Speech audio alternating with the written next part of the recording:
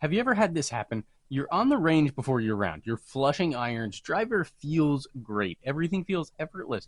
Then you walk to the first tee and suddenly it feels like someone replaced your golf swing. Your grip feels strange. Your backswing feels rushed. Your body feels tight.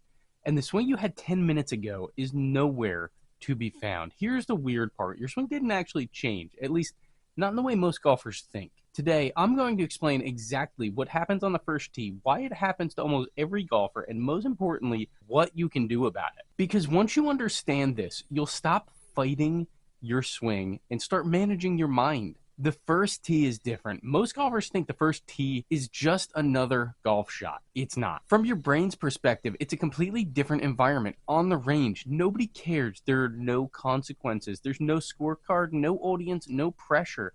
You can hit 10 more balls if you hit a bad one. The first tee changes everything. Suddenly, people are watching. The round counts. Your buddies are standing there ready for you to embarrass yourself. Maybe strangers are waiting behind you, and your brain instantly recognizes something important. This shot matters. Your body starts responding accordingly. Heart rate rises, breathing changes, muscles tighten, attention narrows. And before you've even started the club back, your nervous system has already shifted gears. Most golfers think they're experiencing a swing problem. They're actually experiencing a performance environment problem. That's a very different thing. Your brain's threat detection system. Thousands of years ago, humans survived by paying attention to social threats. Being rejected by the tribe mattered. Being embarrassed mattered. Standing out mattered. Your brain still carries those same systems. The funny thing is that your brain doesn't know the difference between a tiger in the bushes or topping 140 yards in front of your foursome, not even getting to the senior tees.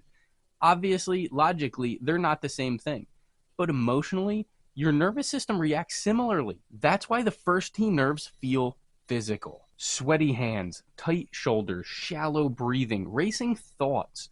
Your body's preparing for a challenge. The problem is that golf requires almost the opposite state. Great golf swings are fluid, athletic, rhythmic, relaxed. Pressure pushes you away from that state, and that's where things begin to unravel. The biggest mistake golfers make: when golfers feel nervous, they usually respond the wrong way. They start trying to control everything: grip, takeaway, tempo, transition, the club face, so many different things. Your shoulders, your hips, your arms, wrist movement. Now instead of swinging, they're managing 15 different swing thoughts. This is known as conscious control, and it's deadly under pressure. Think about it this way. Have you ever walked down a flight of stairs? Of course. Now imagine trying to consciously control every movement. Lift foot, move knee, shift weight, place heel, balance. You're probably going to trip.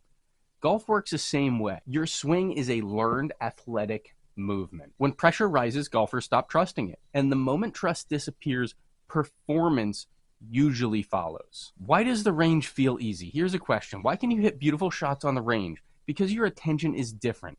On the range, you're exploring, experimenting, learning.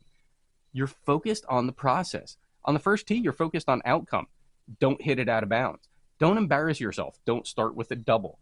Don't look stupid. Notice something. Almost every thought is future focused. Your brain leaves the present moment. And once that happens, your body loses freedom.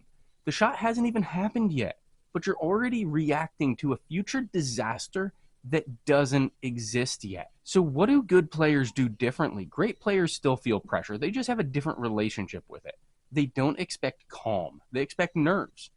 That's an important distinction. Most amateurs think, I should feel nervous. Tour players know, of course I'm nervous. Acceptance changes everything because now you're not fighting the feeling. You're simply playing golf while the feeling exists.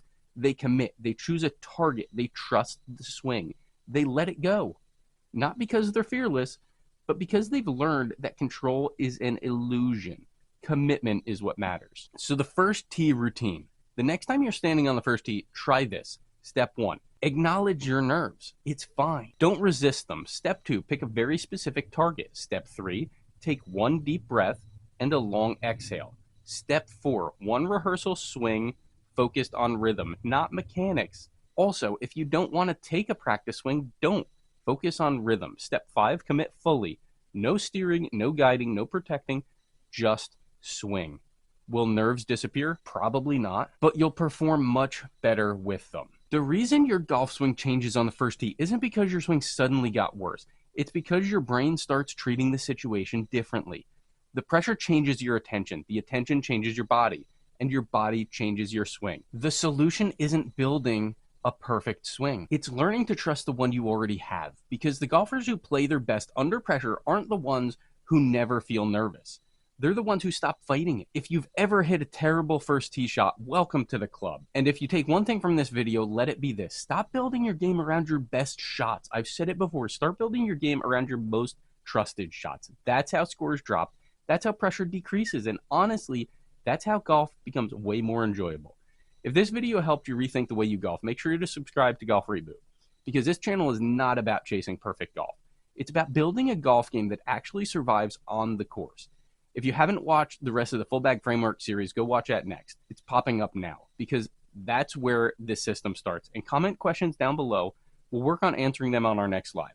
Remember, our goal is to help you in 2026 so that we can all play better, have more fun, and love the game again. See you next time.